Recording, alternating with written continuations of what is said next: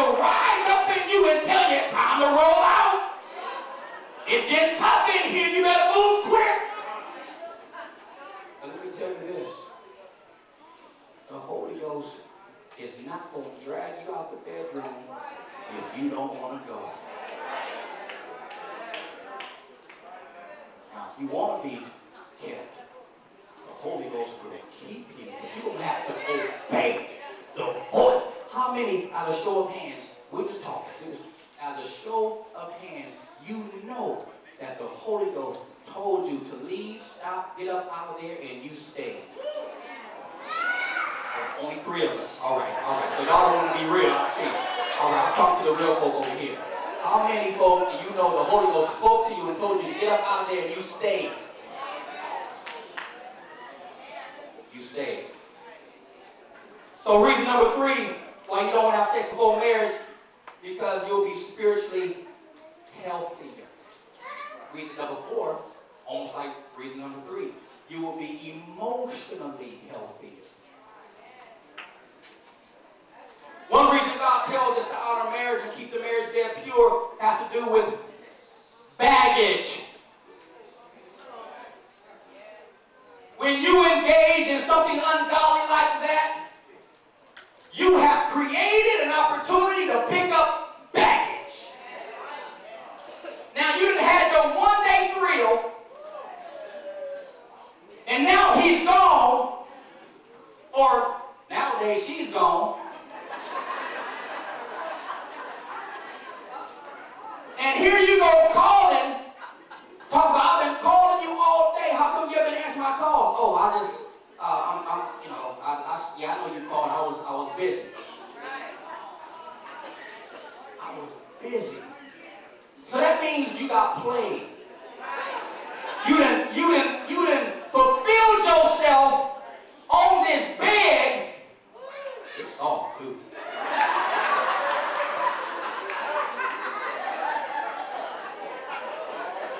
And now the person that you was with is not looking at you no more.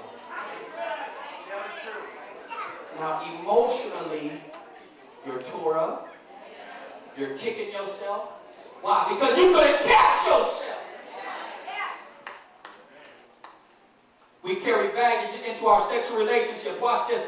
Memories from the past. Some of you right now, you're still struggling from people that you've been with 5 years ago.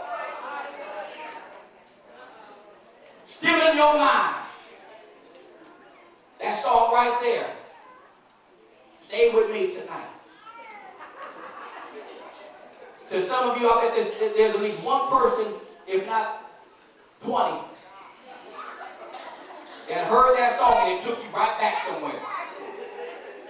Right back when you messed up, right back when you failed, right back when they broke up, right back when you found out they was playing on you. That song was on the radio. Now emotionally, every time you hear a song like that, or you might even smell a certain scent that reminds you of the person that you messed up with. And for those that's products of the 60s, when you smell Green, or English leather, no.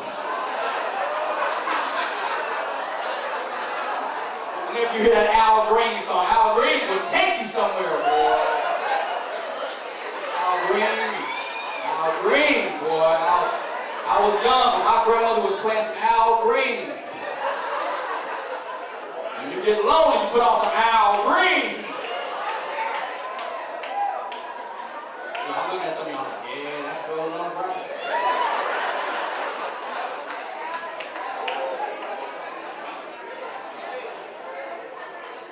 But baggage lingers on in your mind. So now you broke up with this person, now you try to connect with this person, and you look at this person thinking about the last person. Because of the baggage, now I'm getting ready to step into something a little further.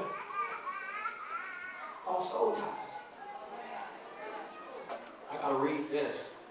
Soul ties formed from sex outside of marriage causes a person to become defiled. Genesis chapter 34, listen to this.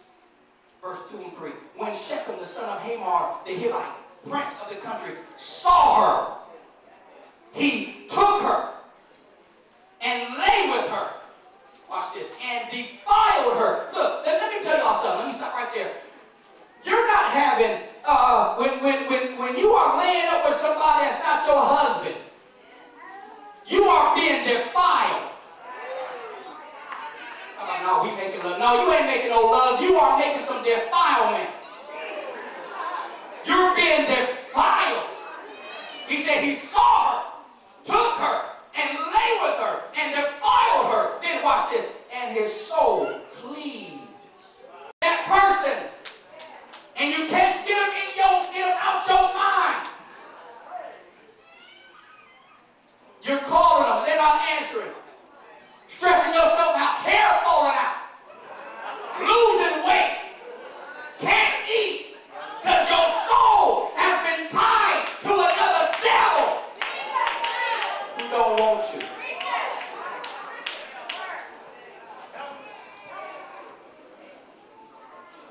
Genesis 34:8. And Hamar communed with them, saying, the soul of my son Shechem longing for your daughter. Talk about they so in love. That's not love. I gotta be with them. That's your soul that's been connected. And no matter how hard you shout, you can't shout it out. You can't sing it out. That soul tie must be broken under the power of the Holy Ghost. If you want to be set free and delivered, the soul tie must be destroyed. Sexual involvement can form soul ties with such entangling tentacles that it is extremely hard to break off the relationship. This is why it's so common for a person to still have feelings towards an ex-lover that they have no reason to be attracted to in that way. 20 years down the road, you're still stuck. Let me say this too.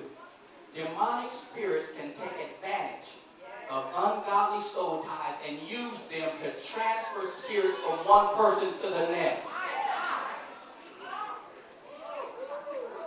That's why you can't just lay with somebody and think that you're doing yourself a favor. You don't know what spirit now has been connected to you. Raised up in the church. Knowing what's right and wrong. Now all of a sudden, your mindset's been turned and changed, and now you're doing things that you have never done before. Because you done picked up that whorish spirit.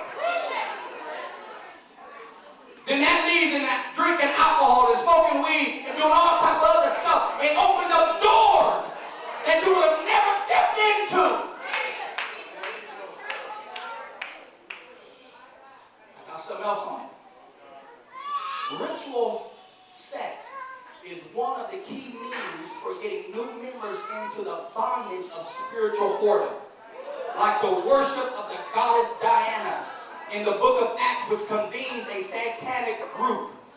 Satanic groups today, in order to help bring their mind in and that soul tie, oftentimes they use the act of sex because even the demons and devils understand the power of becoming one